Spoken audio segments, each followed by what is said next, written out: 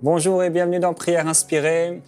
Dans cette semaine de prière pour vivre dans l'amour de Dieu, nous allons prier aujourd'hui pour aimer comme Dieu aime. C'est tellement important de vivre dans l'amour du Seigneur et d'en être complètement rempli, immergé. Et je vais partager un témoignage, deux, trois témoignages en fait. Le premier est de Vanessa, elle dit « Je rends gloire à Dieu pour votre émission Prière Inspirée. Hier soir, j'ai visionné la vidéo sur les dangers des vacances. J'ai été conduite dans un grand moment de prière où le Seigneur m'a donné une parole pour un sujet pour lequel je prie depuis plusieurs années. Pendant ce moment, j'étais bouillante, les mots sortaient tout seuls et je n'arrivais plus à m'arrêter. C'est la première fois que je reçois une parole pour ce sujet. Je bénis le Seigneur pour votre émission qui m'aide et m'encourage dans ma marche. Soyez bénis, Vanessa de France. » Et c'est vraiment un encouragement toujours pour moi, pour mon épouse et pour les différents animateurs de MCI TV, d'aller dans des conférences, et j'ai l'occasion d'y aller très régulièrement, et de voir des frères et des sœurs comme vous qui viennent me voir et me disent voilà ce que l'émission a apporté dans ma vie, voilà ce que le Saint-Esprit a fait à travers telle émission, c'est merveilleux, c'est glorieux, et on est reconnaissant au Seigneur pour ça. Un témoignage de Lila, elle dit je voulais vous témoigner de ma marche spirituelle, je vous ai connu en mars 2017, et depuis j'ai fait un bond avec le Seigneur tellement grand que j'en suis étonné. Je ne vous avais pas dit, je suis converti depuis 1987, j'ai été baptisé du Saint-Esprit l'année suivante, mais je ne parlais pas en langue autant, juste quelques syllabes et c'est tout. L'enseignement que j'ai reçu était bon, mais l'essentiel n'y était pas, c'est-à-dire on ne parlait pas de la communion avec le Saint-Esprit. Depuis que je vous suis, c'est des flots qui coulent, je n'arrête plus, gloire à Dieu. Je suis en communion 24 heures sur 24, je prie beaucoup en langue et j'intercède beaucoup, surtout pour les âmes qui sont partout sur la terre, sans oublier l'Église du Seigneur, la francophonie, enfin tout. Jérémie, quand je suis en communion avec le Saint-Esprit, que je parle avec lui, il me répond par des versets bibliques, ou bien il me fait ressentir dans l'âme ou dans mon esprit, je ne sais pas encore les choses. Pour la première fois, j'ai écouté une émission avec vous, le pasteur Joel Spinks, sur la gloire de Dieu. Et pendant la prière, j'ai levé mes mains, et pour la première fois, j'ai ressenti des fourmis sur mes deux mains, gloire à Dieu. Ce matin, vers 5 heures, je me suis fait une rigueur. Tout d'abord, j'adore le Seigneur, ensuite je prie, et je commence à intercéder pour les chrétiens en Australie. J'ai été surprise, je bénis le Seigneur car il sait toutes choses, ce que je désire vraiment c'est lui. Je n'arrive pas à étancher ma soif de lui. Et quand on marche dans son amour et dans l'inspiration du Saint-Esprit, il nous fait prier pour des gens qu'on ne connaît même pas. Mais je sais qu'il est fidèle et qu'il est bon, et en ce moment je suis un peu triste car je n'ai aucune nouvelle de mon médecin traitant qui s'était fait opérer d'un cancer de l'estomac et pour lequel j'ai prié dans l'agonie jusqu'à ce que ce fardeau me soit retiré. Le Seigneur m'a donné des promesses que je proclame, souvent des pensées viennent me troubler. Alors je les chasse, c'est un véritable combat. Pour ce médecin, le Seigneur m'avait averti il y a bien une quinzaine d'années auparavant, mais j'avais oublié. J'ai beaucoup témoigné par ma vie avec le Seigneur, il a vu mon évolution et surtout le fait que le Seigneur m'avait gardé suite à une pneumonie fulgurante où je n'avais qu'une semaine de vie, au plus 6 mois. Il m'a suivi médicalement et là c'est lui, il est venu réclamer des prières. J'implore le Seigneur pour que son âme soit sauvée et que je la lui gagne, cela me tient tellement à cœur. Pardon d'être si longue, je continue toujours de vous suivre.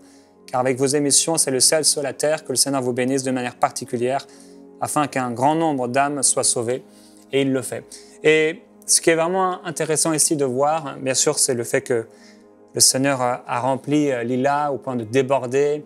Et quand on est rempli du Saint-Esprit, c'est ça qui est intéressant, plus on est rempli du Saint-Esprit, réellement, et plus notre cœur va être attiré vers les choses du royaume de Dieu. Et ces choses du royaume de Dieu, Jésus en a parlé, c'est la joie, c'est la paix et c'est la justice par le Saint-Esprit. Quand on est rempli du Saint-Esprit, tout à coup, on commence à penser aux autres. On commence à avoir un amour nouveau pour les gens qui nous entourent. On commence à ne plus être égoïste, mais l'égoïsme commence à quitter notre vie et à la place de l'égoïsme prend la place de l'amour. L'amour prend la place qui était auparavant tenue, prise par l'égoïsme. Et comme Lila, on peut se mettre à prier pour des pays inconnus, pour des frères et des sœurs qu'on ne connaît pas, pour des gens qu'on n'a pas vus depuis longtemps. Et on est poussé par son amour. Et c'est une chose que le Seigneur fait quand il nous remplit du Saint-Esprit. Et j'étais sur notre Facebook, on a un Facebook avec Annabelle, Jérémie Annabelle Sourdry, le ministère, et je n'avais pas été voir depuis plusieurs semaines. Et j'ai vu qu'il y a 3 sœurs sœurs chrétiennes. Et elles ont écrit sur le Facebook « Aujourd'hui, distribution de roses et de messages d'amour de la part de Dieu dans notre ville. Merci à vous d'avoir mis cela à cœur à notre petit groupe de prière. » Et c'est vraiment super, Jennifer, Déborah et l'autre sœur aussi, de pouvoir partager cette photo. Ça m'encourage personnellement. Et comme vous le savez, dans Prière inspirée, c'est plus qu'un temps de prière, c'est aussi un ministère, c'est une œuvre divine que le Seigneur opère à travers mes invités que je reçois, à travers aussi le ministère que Dieu m'a confié, le ministère de Christ. Et aussi ce livre 365 jours au cœur du monde dans lequel j'encourage les gens à annoncer l'évangile dans l'amour. Dans 1 Corinthiens 13, il est écrit « Quand je parlerai les langues des hommes et des anges, si je n'ai pas l'amour, je suis un airain qui résonne, une cymbale qui retentit. Et quand j'aurai le don de prophétie, la science de tous les mystères et toute la connaissance, si je n'ai pas l'amour, je ne suis rien. » Et ici, ces trois sœurs nous montrent simplement une des façons avec laquelle on peut aimer. Vous savez, quand vous allez dans la rue apporter des roses aux gens avec un message d'amour, les gens ne s'y attendent pas, les gens n'ont rien demandé, mais poussés par le Saint-Esprit, par l'amour de Dieu en vous, il y a une pensée qui vient maintenant sur vous. Le Saint-Esprit vous inspire à faire du bien autour de vous. Et vous connaissez la parole de Dieu dans Acte 10 au verset 38, qui nous parle de ce Jésus que nous aimons tellement, que nous aimons tendrement, et qui nous dit que Jésus allait de lieu en lieu, faisant le bien, et guérissant tous ceux qui étaient sous l'emprise du malin, car Dieu était avec lui. Mon frère, ma sœur, quand Dieu est avec toi, l'amour se manifeste forcément. Tu as un désir de faire le bien, tu as un désir d'aimer les gens, tu as un désir de bénir les gens, tu as un désir de prier pour les gens. Et je voudrais vous encourager maintenant, juste que vous puissiez écouter cette petite vidéo aussi d'un couple, je ne sais pas si c'est un couple, en tout cas un frère et une sœur, qui ont aussi eu cette pensée à travers le livre d'apporter des roses autour d'eux. Et je vais simplement vous inviter à regarder maintenant cette vidéo. Allons au cœur du monde maintenant. Ouais, maintenant, c'est l'heure d'y aller les amis.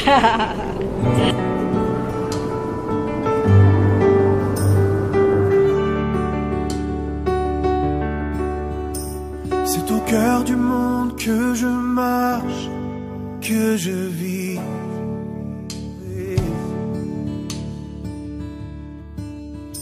Je voulais alors le crier au monde entier, au cœur du monde.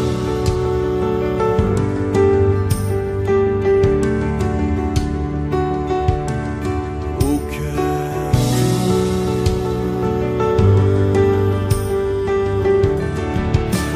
Que ma vie servirait à des peuples et l'enfer. Un feu pour le monde. Un feu pour le monde. Envoie-moi,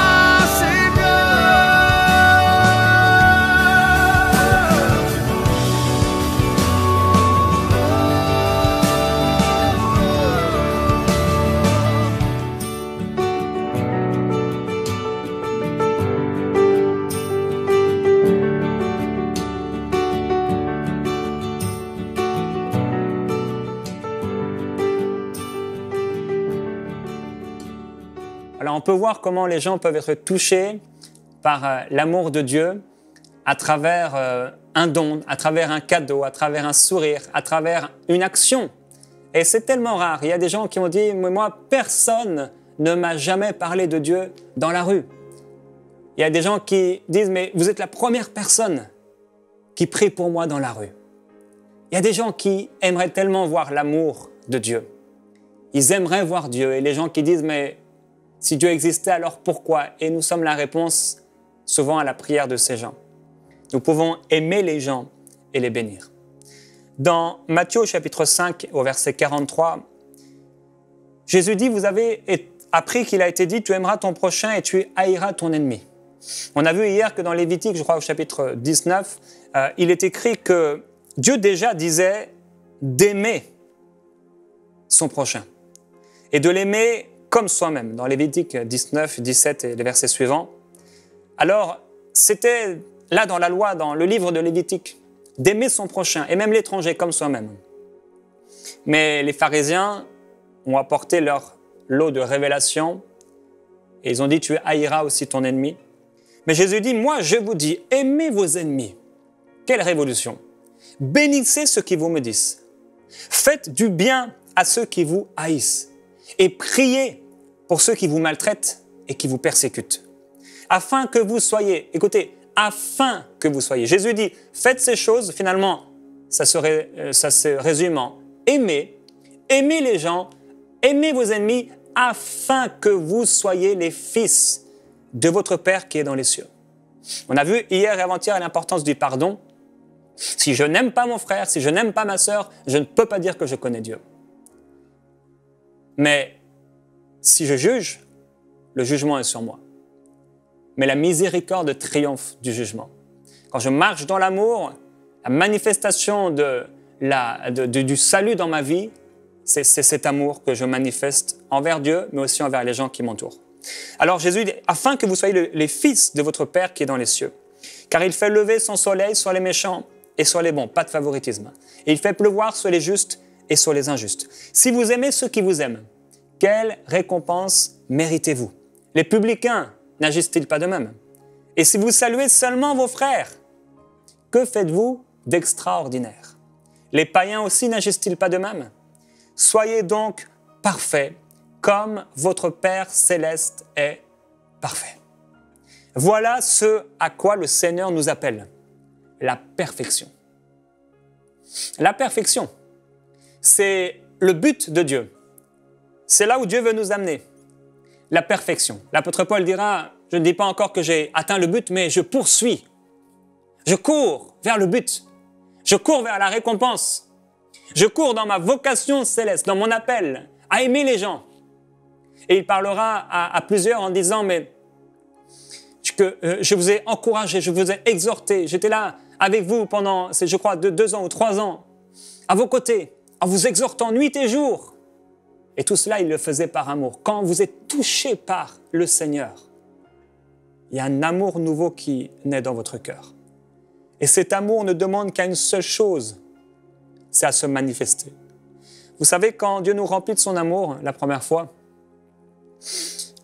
on le prend d'abord pour nous, parce qu'on en a besoin. On avait besoin d'être aimé. On avait besoin de cet amour. Cet amour est venu nous consoler, cet amour est venu nous rafraîchir, cet amour est venu combler tous nos manques, tous nos besoins. Cet amour nous a tellement bénis. C'est vraiment merveilleux. Mais l'amour, c'est comme de l'eau et il y a certains points d'eau qui ne reçoivent jamais d'eau. Et ces points d'eau qui ne reçoivent jamais d'eau, ça peut être comme peut-être même une flaque d'eau. Si le soleil n'est pas là pour faire fondre cette eau, eh bien cette eau, elle va être souillée. C'est comme ça va pourrir. Une eau qui n'est pas renouvelée. Une eau qui ne donne pas. Une eau qui est juste là, en train de stagner. Vous avez déjà certainement vu ça. Quand dans notre vie, le Seigneur a déposé son amour dans nos cœurs, si nous le gardons simplement pour nous, au bout d'un moment, ça va pourrir.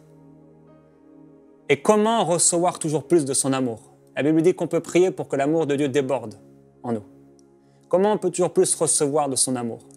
C'est en aimant les gens. C'est en donnant de son amour. C'est en faisant du bien. Il nous appelle à la perfection, à un amour parfait, à manifester son amour d'une manière parfaite. Il dit, c'est ainsi, quand vous ferez du bien, quand vous bénirez donc, quand vous aimerez, quand vous prierez, c'est ainsi que vous serez mes enfants. C'est ainsi que vous aurez ma nature. La perfection, c'est l'amour. C'est le but de Dieu pour nous et au point où nous sommes, frères et sœurs. Avançons ensemble. Avançons ensemble au point où nous sommes arrivés. Et dans 1 Corinthiens 13, au verset 4, il est écrit « L'amour est patient. Il est plein de bonté. L'amour n'est pas envieux. L'amour ne se vante pas. Il ne s'enfle pas d'orgueil. Il ne fait rien de malhonnête.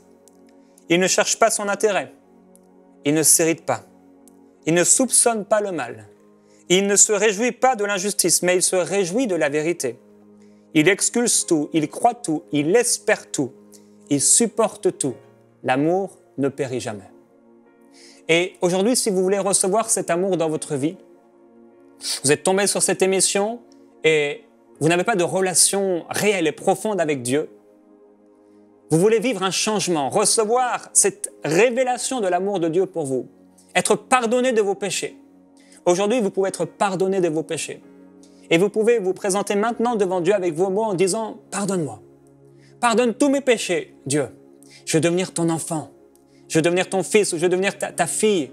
Être pardonné de tous mes péchés et recevoir la révélation de ton amour. Je veux recevoir ton amour dans mon cœur. Remplis-moi, ô Dieu. Deviens mon Père. Deviens mon Père. » Aujourd'hui, vous devenez son enfant par le pardon qu'il vous accorde en Jésus-Christ, celui qui est mort pour pardonner vos péchés et pour vous ressusciter d'entre les morts. Recevez son pardon maintenant, au nom de Jésus-Christ. Frères et sœurs, nous allons prier ensemble et entrer toujours plus dans cette perfection, la perfection que le Seigneur Jésus nous propose. Il dit, soyez parfaits, comme votre Père céleste est parfait. Maintenant, nous avons lu 1 Corinthiens au chapitre 13 et on va passer dans ce temps de prière un temps à sonder nos cœurs, à sonder nos vies pour voir si nous sommes toujours dans l'amour. Jésus nous a dit d'aimer nos ennemis. Et Père, nous t'invitons, nous invitons ta présence. Saint-Esprit, je t'invite personnellement. Et là où vous êtes, invitez le Saint-Esprit dans votre maison, dans la salle où vous êtes, dans l'endroit où vous êtes. Même si c'est dans un transport, là, le Saint-Esprit peut vous toucher. Là, vous êtes sur votre téléphone et le Saint-Esprit est là et il a quelque chose à vous dire. Dites au Saint-Esprit, est-ce que j'aime mes ennemis? Est-ce que ceux qui me font du mal, est-ce que ma réaction est de les haïr, de les détester? Ou est-ce que, Seigneur, ma réaction est de les aimer? Apprends-moi, Seigneur, à aimer mes ennemis. Aide-moi par ton amour surnaturel à aimer ceux qui me font du mal. Père, je prie que tu nous aides à faire l'impossible, ce qui est impossible aux hommes, mais ce qui est possible à toi. Que tu nous aides à aimer ceux qui nous ont fait du mal, ceux qui nous feront du mal, ceux qui ont des mauvaises intentions. Aide-nous à vouloir leur bien. Aide-nous à chercher leur bien. Aide-nous à manifester ta nature divine, afin qu'on voit la différence entre ma vie et celle qui ne te connaît pas. Père, je prie pour ton peuple, afin que ton peuple soit tellement rempli de ton amour, qu'il aime, et qu'il manifeste en tout temps, en tout lieu, un amour pur, profond, parfait, un amour qui ne soupçonne pas le mal, un amour qui ne cherche pas son intérêt, un amour qui croit, un amour qui espère, un amour pur. Tu es Dieu, extraordinaire Jésus-Christ. Tu es glorieux et merveilleux. Ton amour, c'est tout ce que j'ai. Il n'y a rien ni personne qui soit comme toi. Tu es un Dieu d'amour. Merci pour ton amour. Cet amour qui vient guérir maintenant les cœurs de ceux qui écoutent. Cet amour qui se déverse sans cesse. Tu es amour. Ton amour est tellement profond. C'est une source d'eau vive, sans fond.